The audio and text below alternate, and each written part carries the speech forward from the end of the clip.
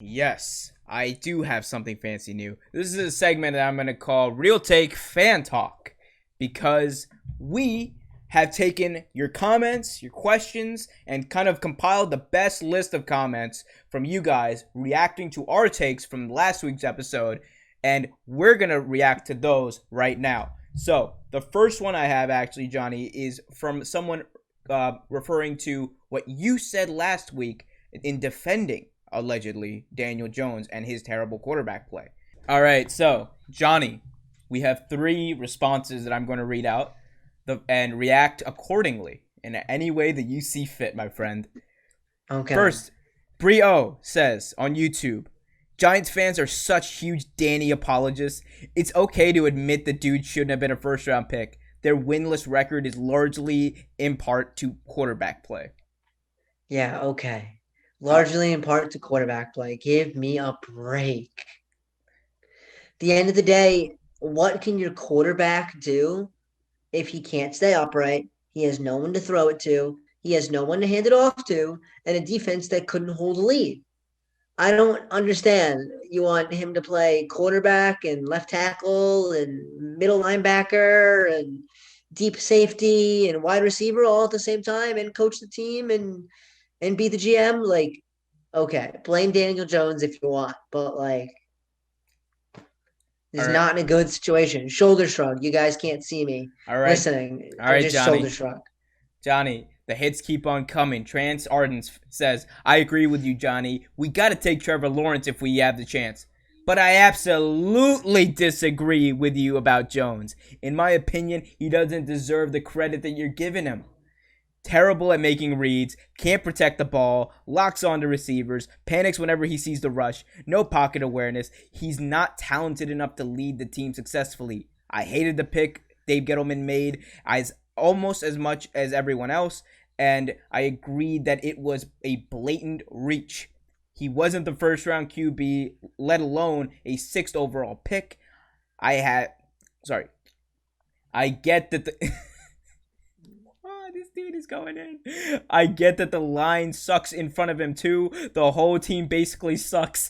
But we also got to stop absolving Daniel Jones, all the blame. He sucks along with the rest of them in terms of giant QBs. He's not Eli Manning, but he's also not quite Dave Brown. I'd say he's more of Kerry Collins, and even that might be a bit of a reach. Bottom line, Dave Gettleman, Daniel Jones both need to go. If Trevor Lawrence is there, take him without even thinking about it. If not, get O-line.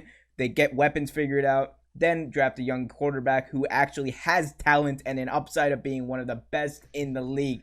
Thank you, Trans. I could not have said it better myself. Well, I mean, what do you want me to say? Like Trevor Lawrence, yeah, if he's available, you take him.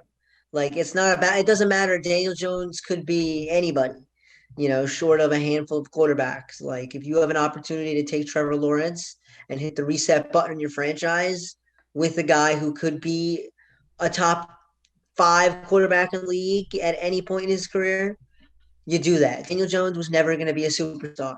No one ever sat here and said Daniel Jones was going to be Aaron Rodgers. Right.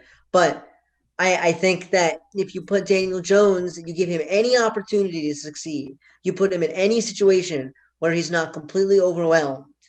I think that you have a level of floor Right. that you're going to get out of him. You have a level of steady. I mean, what do you want me to say? He's going to be Jay Cutler. He's going to be Ryan Fitzpatrick. No, not even. Like, He's not that good. I think he could be that. I think he could be Jay Well, Cutler. someone who might agree with you, PJ McRoy says, I would keep Daniel Jones for one more year, pass up on Trevor Lawrence, and get a weapon on offense or defense. To which Real Take Sports Talk replied on YouTube, scorching take, my guy. Johnny, I'm sure you agree with that. Yeah, I mean, I wouldn't pass up on Lawrence if he's available. I would keep Daniel Jones for as long as his contract runs through.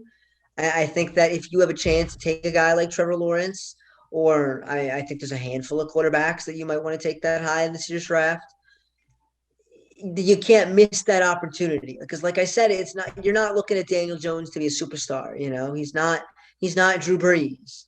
He's a good, solid, steady quarterback I think he can grow. He can grow I into that. He's think, not that now, I think he's obviously. a good, solid, steady quarterback. I think quote of the He can century. grow into that. Excuse me for my poor sentence construction.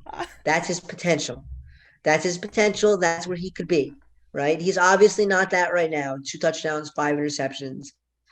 It's not. It has not looked pretty. But not no part of the Giants have looked pretty right now. Share blame all around. That's fine.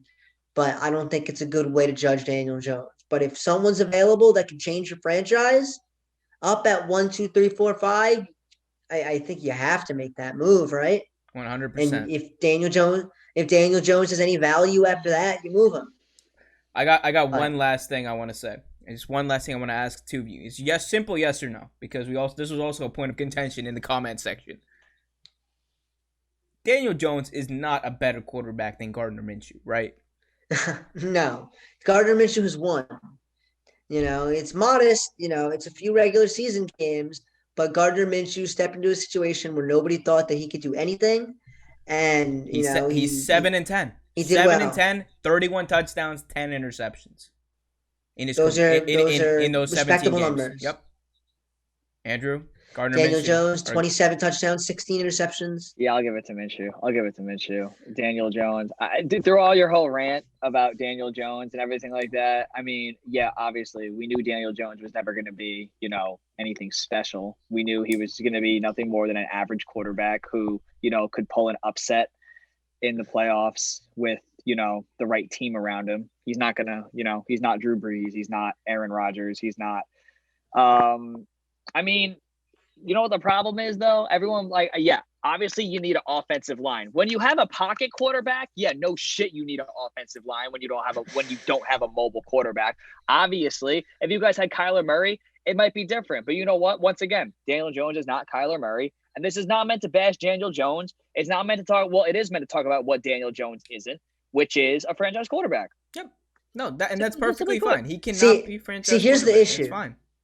Here's the issue. It's my issue with the Daniel Jones pick. It doesn't really have anything to do with Daniel Jones. He's kind of just there. My issue is that Daniel Jones was taken too high as a reach. You could have traded back and still gotten Daniel Jones in the first round, if not the second round, right? And if they did that and they picked him with 28 or something, then I think there's less argument over this. But there are impact players who can be stars at 6, and you picked Eli Manning's second cousin. No. You pick Eli Tanning. Like you pick bootleg Eli Manning, not even the real version. You know why? You picked why? 480p Eli Manning. Like that. That's who you picked. Yeah. You know why they did that? You know why? Because Dave Gettleman wanted a player. He wanted a guy. This is mine. I stake my career, my claim to this, and if he succeeds, I'm a genius. Dog. Right? Is all Dave Gettleman. That's all the issues point back to Dave Gettleman. Like imagine being so bad that you've pinned your entire career. You have glued yourself to Daniel Jones and whether or not he will lead your team to a Super Bowl. That is the epitome of just dumb decision making